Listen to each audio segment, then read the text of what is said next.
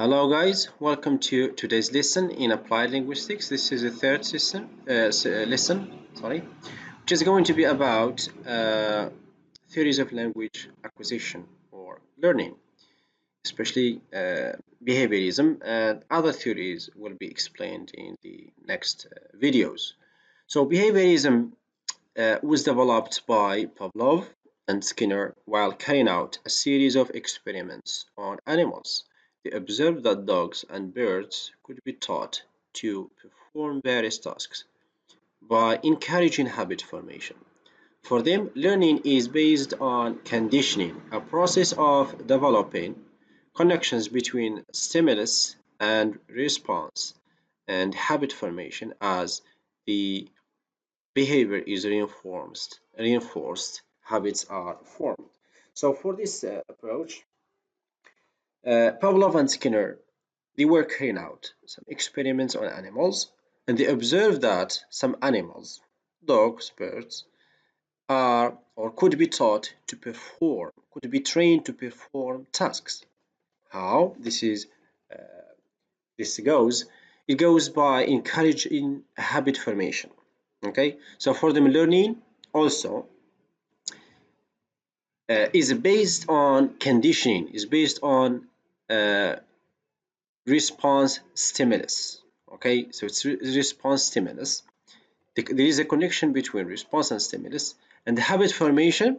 This behavior, which is, for example, language or any skill or any behavior, is reinforced. So habits are formed. So for behaviorism, of course, this approach was developed or was derived from structuralism, which believes in concreteness.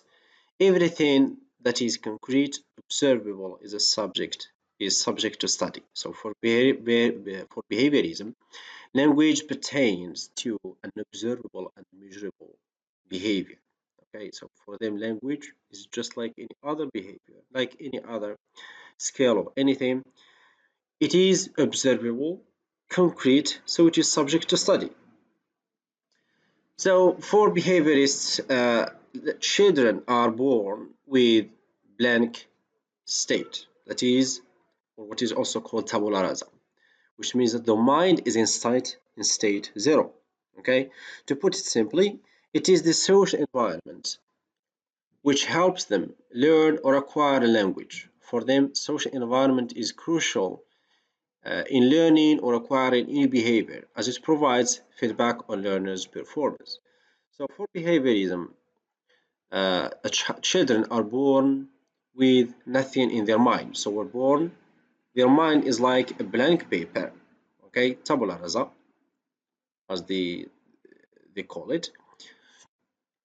And it is the social environment, the society, which helps children to acquire language. And this environment also provides feedback on their performance. So acquisition and learning process for behaviorism is based on stimulus response theory, in the sense that every acquisition process is a response to a stimulus provided by the context. For behaviorism, learning occurs through responding to a stimulus that is provided by the society, that is provided by the environment or context. Okay, to achieve this learning, you should have an observable stimulus and you respond to it via imitation, repetition, and reinforcement.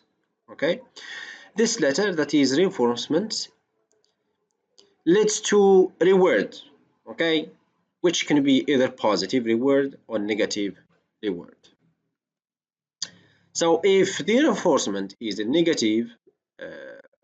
negative, then the punishment emerges either verbally or physically. In this case, learning is blocked.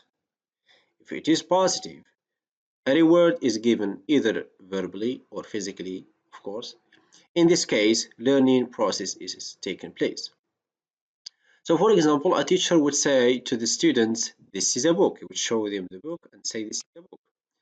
So the students imitate and repeat For example, a book. Every student say this is a book, this is a book, this is a book, etc. So when the repetition occurs appropriately, the teacher rewards the student verbally, for example, by telling them like, this is very good, good student, etc. Or physically by giving them a bar of chocolate, for example. So if the imitation repeats, yet if the imitation occurs inappropriately, or the repetition occurs inappropriately, the teacher would punish the students either verbally or physically. So this theory is applicable also in language acquisition and learning. That is, they consider language as an observable behavior that is learned through imitation, repetition, and reinforcement. Okay.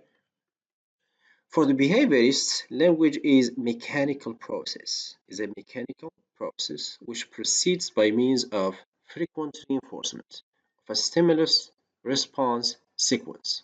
So, by way of illustration, language is mechanical in the sense that the learner observes it. So you observe language, you respond to it by imitation. You imitate what, for example, the teacher says. You imitate what your parents as a child say, etc.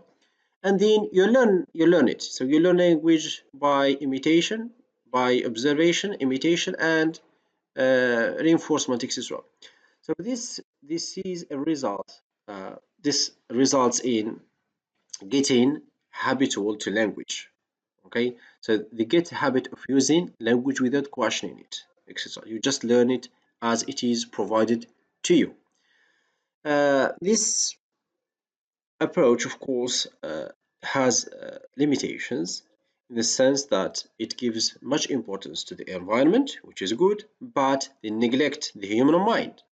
For them, the human mind, that is, your mind has nothing to do with learning language. So it's just the environment, just the society, just the context that helps you uh, learn language, and there is no interference of your mind or anything else. Thank you very much. See you in the next video.